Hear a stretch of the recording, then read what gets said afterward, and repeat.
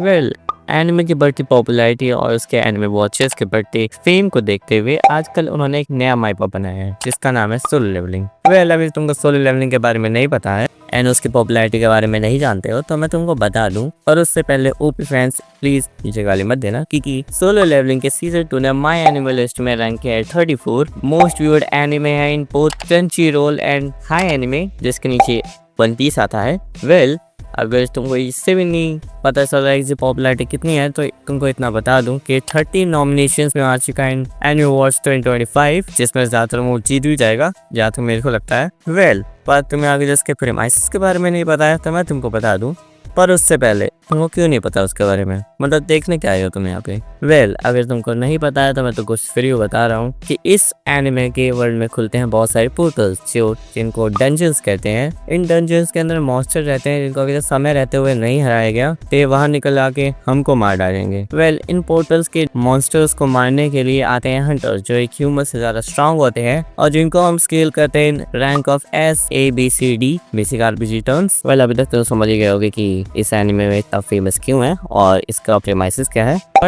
But इस anime की एक और दिक्कत है जिसमें एनिमे वॉचर्स को दो हिस्सों में बांट दिया है, जिसमें से पहला हिस्सा कहता है कि सोलो लेवलिंग पीक है और दूसरा कहता है कि सोलो लेवलिंग मिड है। वेल इसी वजह से आजकल तुमने देखा भी होगा कि ऑनलाइन कितनी ज्यादा झड़कें होती हैं। वेल अगर तुम मेरे से पूछो तो मेरे साथ ये हो चुका है, जहाँ पे मैंने एक यूट्यूबर के कमेंट में ये बोल दिया था कि मेरे को सोलो लेवलिंग पसंद नहीं आया और उनको दूसरे एनिमे को प्रमोट करना चाहिए क्रंचीरोल को, बट उसने मेरी उस कमेंट पे स्टोरी लगा दिया और बहुत बेइज्जती करी।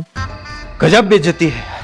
वेल इफ यू नो तुमको पता ही होगा किसने मेरी बेइज्जती की थी। वेल मैं उसके बारे में बताने नहीं वाला हूँ, उसके बारे में बाद में बात करेंगे, पर स्टिल आज हम बात करेंगे कि क्या सोलो लेवलिंग पीक है या मिड है। वेल तुमको मैं बताऊंगा अभी कि वो पीक है भी तो क्यों है और मिड है तो क्यों है। वेल सबसे पहले बात कर लेते हैं कि सोलो लेवलिंग की बेस्ट थिंग्स के बारे में, जहाँ पे सबसे पहले हम बात करेंगे उसके एनिमेशन के बारे में। वेल अगर तुम एनिमेशन देखते हो या समझते हो तो तुम्हें पता ही हो कि सोलो लेवलिंग की एनिमेशन बहुत ज्यादा अच्छी है, चाहे वो स्माइली सीन हो या फिर और ज्यादा fighting scenes. Well Solo Leveling की कई जगह पे एनिमेशन कहीं ना कहीं लैक करती है, बट वो मैक्सिमम सीन्स नहीं होते हैं, मिनिमम 1-2 सीन्स हो जाते हैं हर एनिमे में, तो उसमें ज्यादा टेंशन लेने की जरूरत नहीं है। बट मेरे ख्याल से सोलो लेवलिंग की एनिमेशन बहुत ज़्यादा अच्छी है, मोर देन एनी एनिमे जो ज़्यादातर लैक करते हैं एनिमेशंस में। मेरे को स्टिल सोलो लेवलिंग की एनिमेशन अच्छी लगी, इसलिए वो best thing of Solo Leveling में आता है। एनिमेशन को छोड़ो और बाकी चीज़ों पे भी ध्यान दो तो उसमें सबसे पहली चीज़ आएगी उसकी easy to understand story line. जिस वजह से new anime watchers Solo Leveling को इतना ज़्यादा चांस दे रहे हैं और उसको फर्स्ट एनिमे बना रहे हैं। इस वजह से उसकी पॉपुलैरिटी इतनी ज़्यादा है न्यू एनिमे वॉचर्स में, क्योंकि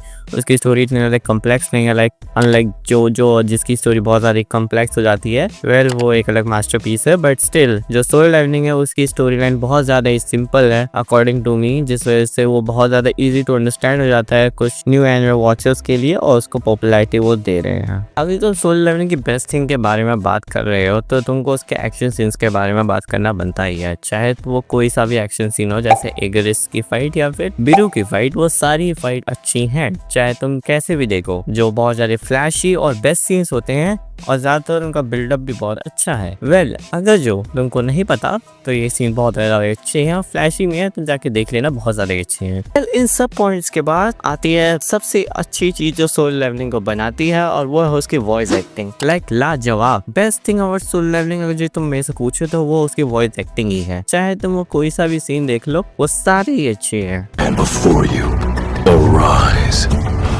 वेल ये एक लौता रीज़न नहीं हो सकता कि सोलो लेवलिंग इतना ज़्यादा पीक या फिर उसको इतना ज़्यादा पॉपुलराइज किया जाए, बट इसके और भी कई सारे रीज़न हो सकते हैं, इसलिए अब मैं तुमको बताऊंगा कि सोलो लेवलिंग के ऐसे रीजंस कि वो इतने ज़्यादा फेमस क्यों हुए हैं। जिसमें सबसे पहली चीज़ ये आती है best use of underdog method. ये मेथड तुमको हर जगह ही दिख जाएगा, हर इसी का एनिमे में इसी का यूज़ किया जाता है, जहाँ पे तुमको पहले एक कमज़ोर MC दिखाया जाएगा, फिर उसको एक ऐसा पावरफुल आदमी बना लिया जाएगा जिसको कोई नहीं हरा सकता। वेल ये सेम चीज तुमने सोलो लेवलिंग में भी देख रही है, सेंजन यू के साथ भी यही हुआ है और सोलो लेवलिंग ने इस चीज को अच्छे से मेंटेन किया है unlike other anime like rise of the shield hero, इसमें पूरा हक दिया था उसने, पर सोलो लेवलिंग ने इसको बहुत अच्छे से मेंटेन किया है, इस वजह से वो अभी तक उसका ये अंडरडॉग मेथड चल रहा है। तो तुम इसके बाद भी देखोगे तो तुमको समझ में आएगा कि सोलो लेवलिंग बहुत ज्यादा फाइन क्वालिटी में बहुत अच्छा एनिमे प्रोवाइड कर रहा है न्यू वॉचर्स को, जिसमें मेरी सारी best thing about Solo Leveling की चीजें आ जाती हैं। इस वजह से जो न्यू वॉचर्स है उसको इतना पॉपुलराइज कर रहे हैं और इसलिए उसको इतना ज्यादा पसंद आ रहा है एनिमे। अभी तक तुमको लग ही रहा होगा कि मैं सोलो लेवलिंग के बारे में बहुत ज्यादा ही अच्छी बातें कर रहा हूँ, पर मेरे को इसका ये वाला रीजन बहुत ज्यादा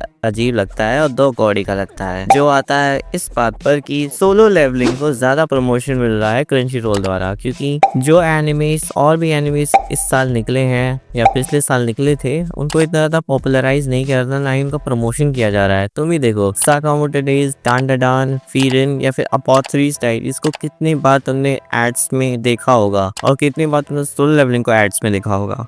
ये रीजन सबसे ज्यादा मेन बन जाता है इस पूरी वीडियो का, क्योंकि जो एनिमे को सबसे ज्यादा प्रमोट किया जाएगा उसी एनिमे को सबसे ज्यादा देखेंगे भी लोग। इसी वजह से मेरे ख्याल से सोलो लेवलिंग का मेन पॉपुलर पॉइंट यही है कि सोलो लेवलिंग को ज्यादा प्रमोशन मिला जा रहा है क्रंचीरोल द्वारा। वेल, अब हम ऐसे टॉपिक के बारे में बात करेंगे जो मैं तुमको बताने वाला हूँ कि क्यों मेरे को सोलो लेवलिंग दो कौड़ी का एनिमे लगता है। वेल, जिसको सुनने के बाद या तो 90% सोलो लेवलिंग फैन सब छोड़ के जा चुके होंगे या फिर कुछ नीचे कमेंट करने वाले होंगे। वेल, अब मैं तुमको इस बारे में बताऊंगा, जिसमें सबसे पहली चीज आती है उनका toxic fan base. Like jujutsu Kaisen और माय हीरो एकेडमिया की तरह ही अब सोलो लेवलिंग का फैन बेस इतना ज्यादा टॉक्सिक हो चुका है कि अगर तुम शिनजिन को या फिर सोलो लेवलिंग को कुछ बोल दोगे तो वो नीचे कुछ बोलने लगेंगे या फिर तुमसे लड़ने लगेंगे। ऐसा बहुत बारी होगा, चाहे तुम अपने स्कूल में भी ट्राई कर लेना, अगर कोई सोलो लेवलिंग दिखता है और उसका टॉक्सिक फैन है तुम ट्राई कर सकते हो। सेम चीज ये jujutsu Kaisen my hero academia के साथ भी थी, अब वो लोग सुधर चुके हैं, बट सोलो लेवलिंग का शिफ्ट अब चालू हो चुका है। हद यहाँ से बढ़ चुकी है कि अब उन्होंने सोलो लेवलिंग को वन पीस और ड्रैगन बॉल से कंपेयर करना चालू कर दिया है और उसको गोकू और अपने प्यारे साइतामा से भी बड़ा दिखाने लगे हैं। चाहे तुमको बहुत सारे फैन आर्ट्स ऐसे दिख जाएंगे जहाँ पे तुमको ऐसे उल्टे सीधे चीजें दिखी जाएंगी। अगर सिर्फ सोलो लेवलिंग के एनिमे की बात करें तो उसमें जो सबसे बेकार चीज मेरे को लगती है वो है उसकी चीप पेसिंग। चाहे तुम कहीं भी देख लो उसकी चीप पेसिंग तुमको इतनी ज्यादा दिख जाएगी। अगर तुमने मानवा पढ़ी है और तुमने उसका एनिमे देखा है तो तुमको पता ही चलेगा कि कहाँ चीज बहुत ज्यादा स्लो चली जाती है और कभी चीज बहुत ज्यादा फास्ट हो जाती है, लाइक चेन्नई एक्सप्रेस हो। वेल, इसके बाद भी अगर जो कोई चीज मेरे को बहुत परेशान करती है वो है उसकी ओवर कटिंग। लाइक तुमने बहुत सारे सीन ऐसे होंगे जो मेरे को अच्छे लगे जिनको कट करना चाहिए था, उसके बाद एक नया सीन डाला गया, वो अच्छे थे, बट ऐसे भी सीन है जिनको कट करने का कोई मतलब नहीं बनता था और स्टिल उन्हें कट करके डाला गया जो बहुत ज्यादा बेकार थे। वेल, इसमें मेन चीज मेरे को सबसे बेकार लगती है सोलो लेवलिंग के बारे में वो है उसका लुक अलाइक होना अदर एनिमे जैसा और मेनली वन पंच मैन जैसा होना। चाहे तुम कैसे भी देख लो उसकी ट्रेनिंग शेड्यूल, एक ओवर पावर्ड कैरेक्टर या फिर एक सेम रैंक सिस्टम या फिर एक एसोसिएशन जो हंटर और हीरोज को चलाती है या फिर एक कॉस्मिक विलन, तुमको हर चीज लुक अलाइक लगेगी सोलो लेवलिंग और वन पंच मैन में। जहाँ वन पंच मैन पहले आया था एज यूजुअल, स्टिल जो टॉक्सिक फैंस कहते हैं कि एक यूनिक एनिमे है, तो ये यूनिक एनिमे तो नहीं है क्योंकि बहुत ज्यादा लुक अलाइक है और इंस्पायर्ड है वन पंच मैन से, जैसा कि तुम देख ही सकते हो। एंड एक लास्ट चीज जो मेरे को सबसे बेकार लगती है सोलो लेवलिंग और उसके फैन बेस के बारे में है वो है over hyping of anime. Like Biru की फाइट बहुत ज्यादा ही सिंपल थी, लाइक एक कैरेक्टर आता है और बस एक कैरेक्टर को मारते रहता है, तो उसे फाइट तो नहीं कहते हैं। ऐसे मेरे को एग्रेस वाली फाइट ज्यादा अच्छी लगती है। स्टिल कई लोगों को ऐसा लगता है कि बीरू वाली फाइट बहुत ज्यादा पीक था, जिसके बाद लोग उसको पीक एनिमे कह रहे हैं, तो ये पीक तो नहीं होता क्योंकि एक कैरेक्टर जो बस एक कैरेक्टर को मार रहा है it's not fighting, it's as swooping as you know. At the end video का एंड आ चुका है और अब मेरे जाने का वक्त आ चुका है, पर उससे पहले अगर तुम इतने वीडियो देख लिए हो और तुमको रिजल्ट सुनना है तो मेरा रिजल्ट मैं इस डिस्कशन का बस यही दूंगा कि सोलो लेवलिंग एक अच्छा एनिमे है जिसे हम पीक या फिर मिड जैसे टैग्स से डिस्क्राइब नहीं कर सकते, क्योंकि एनिमे बहुत ज्यादा इंस्पायरिंग भी है और कई सारी ऐसी चीजें भी हैं जो उस पे लैक करती हैं, तो इसीलिए ये एनिमे अच्छा है, जाके तुम चेकआउट कर सकते हो। बस इसका टॉक्सिक फैन बेस एंड उसकी बेकार पेसिंग इसको बेकार कर रही है और कोई दिक्कत की बात नहीं है। तो अगर तुमको वीडियो अच्छा लगा हो तो प्लीज़ लाइक कर देना और कमेंट कर देना। अगर जो कोई तुम्हारा डिबेट हो या फिर कोई इंटेलेक्चुअल बात हो तो तुम नीचे कमेंट कर सकते हो, और अगर तुम्हें गाली देनी है तो चाहे कि दे ही सकते हो। सोलो लेवलिंग फैंस ने अभी तक दे भी चुके होंगे, तो वीडियो को लाइक कर देना, सब्सक्राइब कर देना। डेट्स योर सेंपाई, तब तक के लिए बाय।